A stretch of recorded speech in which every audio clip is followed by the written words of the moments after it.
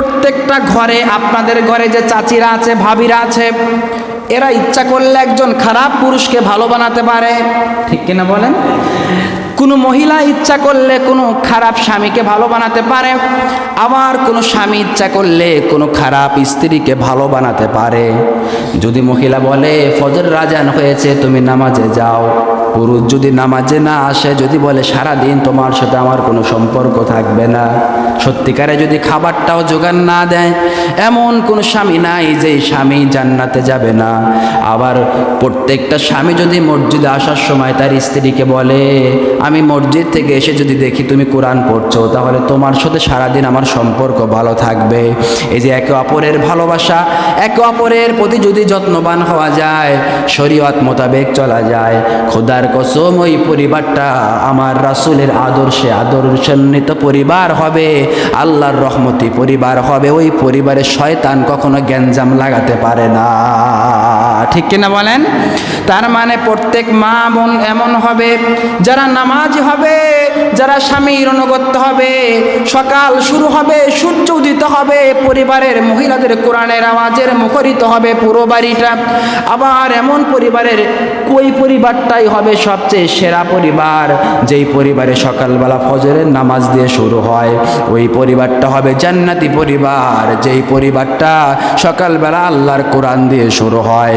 ওই মানুষটাই তো সেরা মানুষ, যেই মানুষটার সূর্য উদিত হবার আগে আল্লাহর ইবাদত দিয়ে দিন শুরু করে, আল্লাহর শুকর গুজারি দিয়ে দিন শুরু করে। ওই পরিবারটাই তো সবচেয়ে সেরা পুরুষ, ওই পুরুষটা সবচেয়ে সেরা পুরুষ, ওই পরিবারটা সবচেয়ে সেরা পরিবার, যারা ঘুমানোর আগে আল্লাহর কালাম পড়ে আর আল্লাহর কাছে সাহায্য চায়, আল্লাহর প্রেমে মশগুল হয়ে ঘুমায়। সুবহানাল্লাহ পড়বেন না?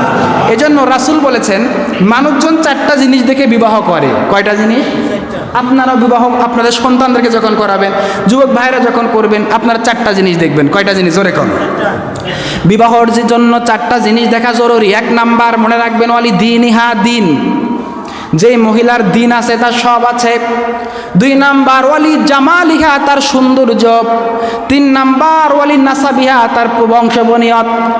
আর চার নাম্বার ওয়ালি মালিহা, তার ধন সম্পদ। তার মানে এক নাম্বার ওই মহিলার দিন আছে না নাই। এবার ওই মহিলার মধ্যে যদি দিন থাকে, আপনার পরিবার শান্তি হয়ে যাবে।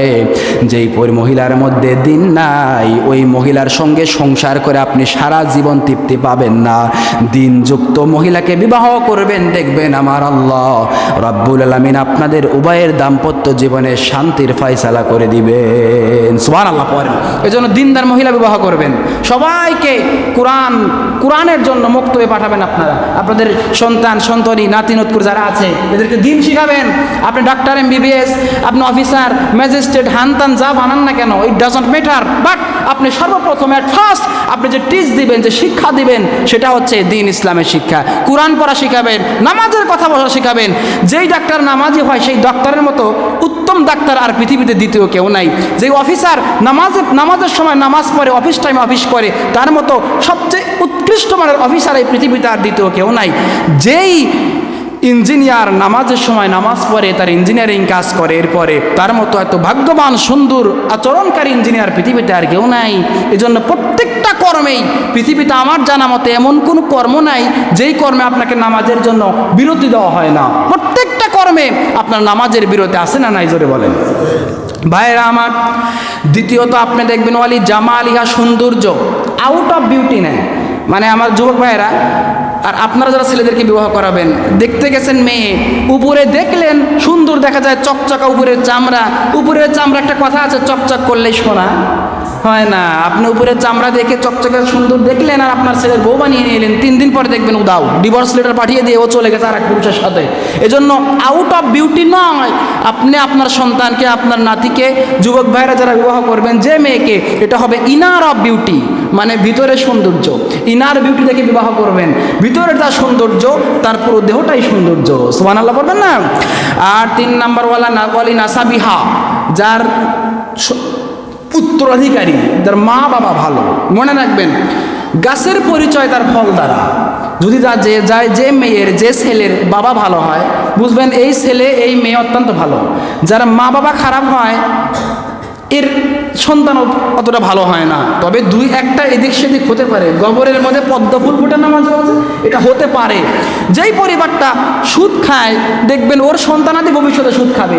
যে ঘুষ খায় ওর বাবার কাছ থেকে ঘুষ শিখবে, পরবর্তীতে সে ঘুষ খাবে। যেই মা বাবা জিনাখোর পরকিয়া করে দেখবেন তার ছেলে মেয়ে ভবিষ্যতে তার থেকে এটাই শিখবে, পরকিয়া করবে, জিনা করবে। বিভিন্ন পাপাচারে যে মা বাবা লিপ্ত তার সন্তানাদিও সেই রকমভাবে তার সেই পাপাচারে লিপ্ত হওয়ার আশঙ্কা থাকে। এটাই আল্লাহ রাসূলের হাদিস বলছে।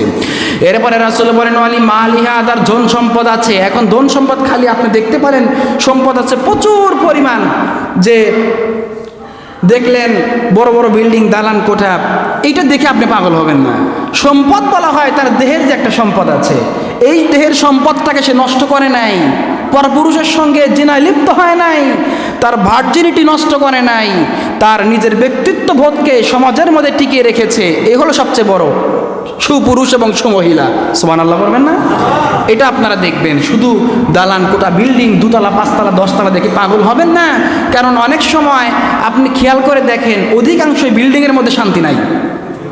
বুঝতে পারছেন? অধিকাংশই, 2-1টা ভালো আছে, অধিকাংশ এসির নিচে শান্তি নাই। আপনারা বিশেষ করে সোশ্যাল মিডিয়ায় দেখেন না, নায়িকা নায়ক, গায়ক গায়িকা, নায়ক নায়িকা গায়ক গায়িকা বাংলাদেশে নয় তামাম বিশ্বে যারা আছে, ফেসবুকে, ইউটিউবে, ইনস্টাগ্রামে, সোশ্যাল মিডিয়াতে যারা বলে আমরা শান্তিতে আছি, অনেক হ্যাপি আছি, কিন্তু আসলে এই প্রকৃতপক্ষে ওদের ভিতরে খবর নিয়ে দেখেন একজন শান্তিতে নাই। কারণ কি জানেন? কারণ এক একজনকে আমরা দেখতে পাই একজনের 1টা 2টা 3টা 4টা 5টা 7টা পর্যন্ত বিবাহ হয়। এরকম নায়ক নায়িকা গায়ক গায়িকা আছে না নাই? জোরে বলেন। সুতরাং এই আপনারা শুধুমাত্র দালান কোঠা, টাকা পয়সা, ঘর বাড়ি, বিল্ডিং, গাড়ি বাড়ি দেখলেই পাগল হবেন না। এদের মধ্যে শান্তি নাও থাকতে পারে। একমাত্র শান্তি হচ্ছে আল্লাহর কুরআন যাদের মধ্যে আছে, দ্বীন ইসলাম যাদের কলিজার মধ্যে আছে, আল্লাহর প্রেম, রাসূলের প্রেম, শরীয়ত যাদের মধ্যে আছে, এরাই কেবলমাত্র আল্লাহর আরশের নিচে জমিনের উপরে শান্তিতে অবস্থান করছে। ঠিক কিনা? জোরে বলে। এজন্য ভাইরা, খাদিজা রাদিয়াল্লাহু তাআলা আনহা এত সুন্দরী একজন রমণী ছিলেন, যেই রমণী আমার রাসূলকে প্রকৃতপক্ষে ভালোবেসেছেন, রাসূলকে মহব্বত করেছেন।